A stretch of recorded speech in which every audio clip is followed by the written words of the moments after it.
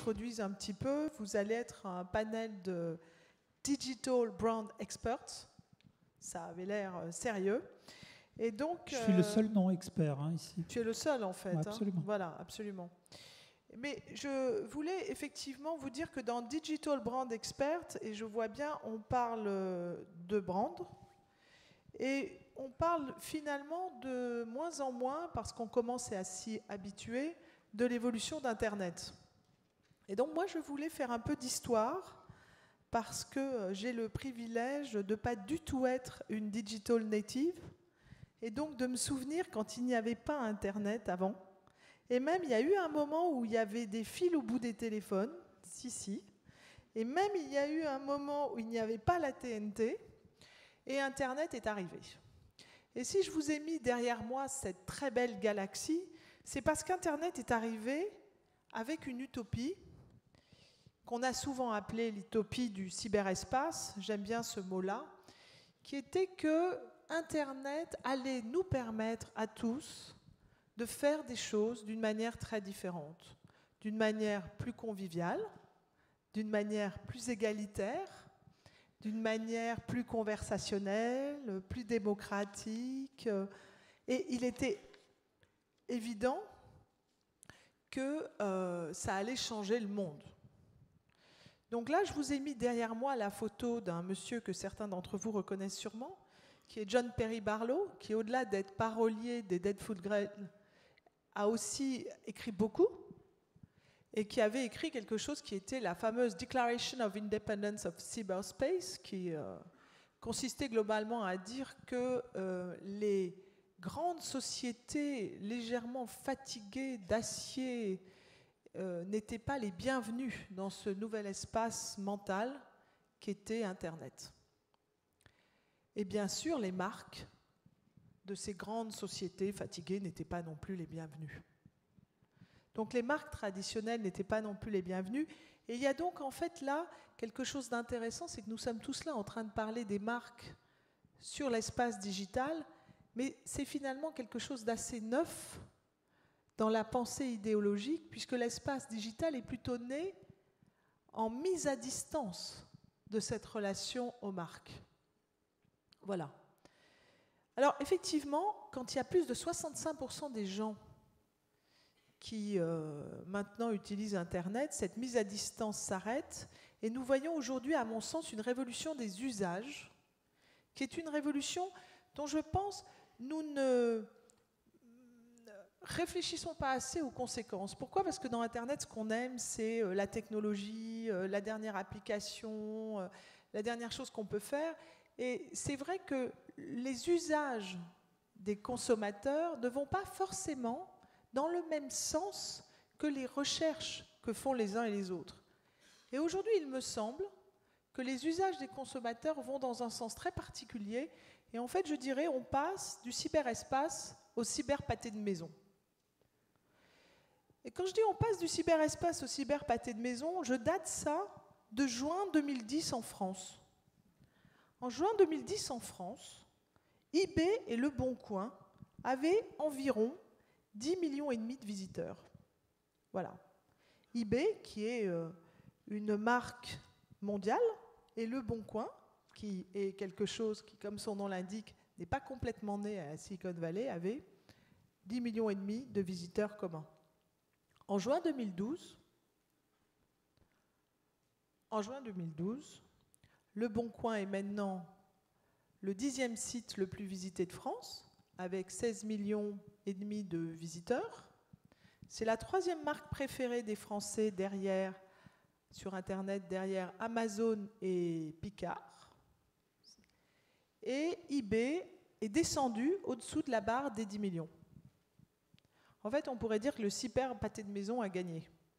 Parce que quand vous voulez, même si vous êtes super cool et que vous avez 18 ans et que vous passez votre vie sur Internet, quand vous voulez vendre votre calculette à la rentrée des classes, l'idée de la vendre à un type à qui vous pouvez donner rendez-vous au café du coin est beaucoup, beaucoup plus pratique que l'idée de la mettre dans une enveloppe et l'envoyer dans un endroit à quelqu'un que vous ne connaissez pas et que vous ne repérez jamais, etc. Et donc aujourd'hui, je pense que nous devons nous pencher sur les conséquences pour les marques de cette, d'une certaine manière, reterritorialisation des usages d'Internet qui est en train de s'accélérer. Et je vais juste vous donner 5 indices avant de vous dire ce que je pense que ça veut dire pour les marques et de redonner la parole au modérateur. Alors, d'abord, il y a un premier indice, c'est que nous tous dans cette salle, souvent, nous avons une idée reçue sur l'international et nous surestimons en permanence le niveau d'internationalisation des gens.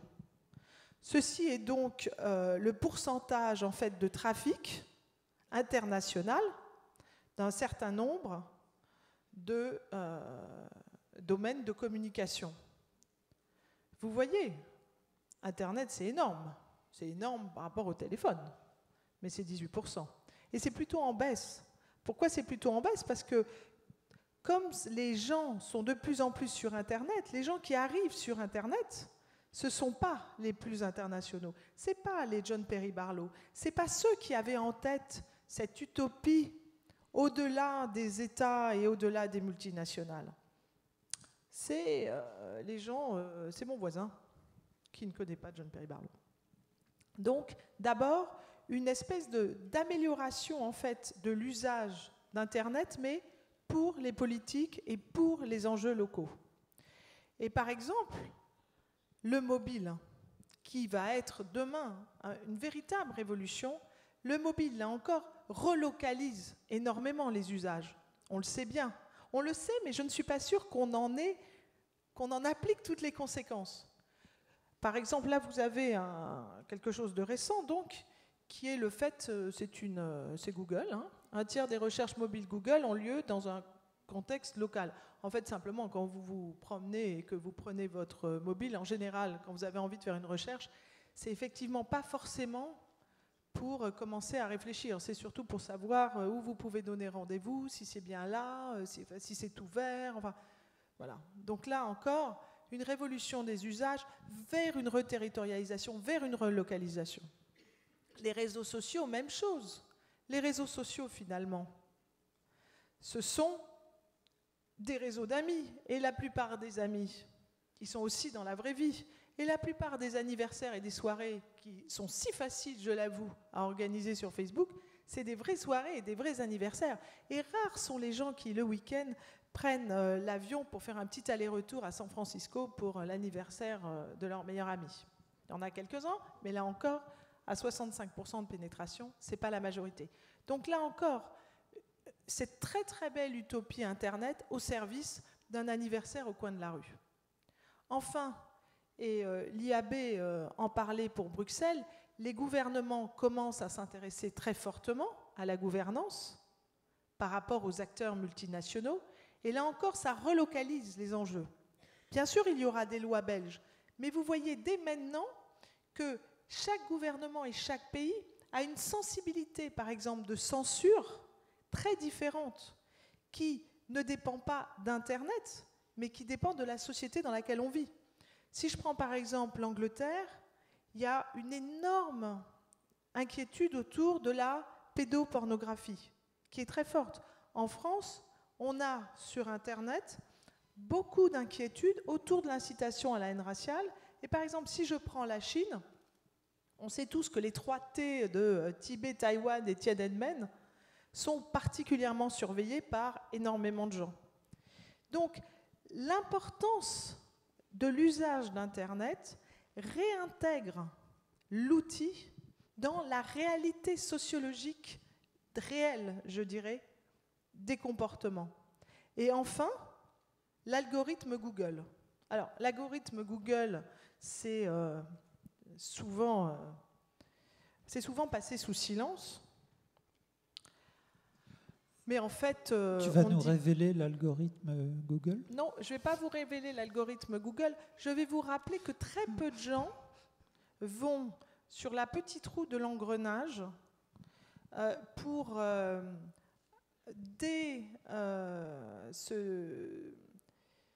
enlever leurs statistiques et ne pas vouloir un algorithme personnalisé. Et donc, je vous montre juste ça, parce que moi, je l'ai fait et là-dessus et sur mon portable. Donc, j'allais dire, c'est mon c'est ma seconde de prêche, qui est dites au moins aux gens qu'ils ont le choix, quoi. C'est-à-dire, puisque l'algorithme Google est de plus en plus personnalisé, il vous renvoie de plus en plus ce que vous êtes. En vous renvoyant de plus en plus ce que vous êtes, il vous réintègre de plus en plus dans un territoire assez petit. Donc, entre le mobile, entre les réseaux sociaux, entre le retour des États sur le sujet et entre l'algorithme Google, nous voyons quand même, effectivement, que nous nous éloignons beaucoup de cette idéologie du cyberespace. Alors, quelles conséquences sur les marques? Ça a une énorme conséquence. D'abord, plus jamais, je pense, et je sais bien que j'ai à côté de moi un Head of Digital, donc il faut que je fasse attention, mais je pense que dans les organisations, on ne peut plus avoir d'un côté le digital et de l'autre côté le reste du marketing, puisque plus personne dans les consommateurs ne pense d'un côté qu'il est sur Internet et de l'autre côté qu'il est dans la rue. Il fait les choses en même temps. Plus personne ne va soit faire du e-commerce, soit dans un magasin. 30% des gens vérifient sur leur smartphone une information lorsqu'ils sont dans un point de vente. Vous voyez? Et donc aujourd'hui, ce qu'on voit dans les usages, c'est surtout une totale interaction entre le in real world, in real life et le digital. Ce qui amène les marques, à mon avis, à non pas se conduire d'une certaine manière sur le digital, mais se conduire d'une certaine manière partout, avec ce qui a été appris dans le digital. Et donc à être obligatoirement plus utile, parce que le digital a appris aux consommateurs la recherche en fait de la valeur, donc comment être sûr qu'on n'est pas en train de payer pour un intermédiaire, la désintermédiation, la comparaison, la capacité de troc, des marques plus utiles, des marques plus ouvertes, puisque le consommateur a appris sur Internet effectivement à discuter, à rentrer dans une conversation. Et mon dernier point, c'est des marques plus authentiques, parce qu'Internet agit aussi comme une mémoire, et en agissant comme une mémoire, il rappelle en permanence ce que la marque a dit à un certain temps, hier, à d'autres gens, et en fait, il rappelle en permanence, et ce sera ma dernière charte, ce qu'avait déjà dit en fait le patron de la marque Amérique à l'époque, qui était Abraham Lincoln. C'était bien lui. Vous pouvez tromper quelques personnes tout le temps et tout le monde un certain temps, mais vous ne pouvez pas tromper tout le monde tout le temps. Et je pense que c'est ça qui ne pardonne plus sur Internet. Merci. Merci. Merci beaucoup Nathalie. Juste une question quand même pour faire la transition. On parle beaucoup de data et j'ai senti que tu réagissais un petit peu à ce mot qui est visiblement l'avenir du digital. Non mais on parle beaucoup de data parce qu'on est tous d'accord qu'avant c'était compliqué et cher d'obtenir de la data et maintenant on en a beaucoup et c'est peu cher. Mais là encore, la data, ça dépend ce que vous cherchez. Donc je pense qu'au lieu de parler de data, on devrait parler, toujours de la même manière, de marketing. C'est-à-dire, jamais personne n'a trouvé quelque chose dans la data s'il ne le cherchait pas.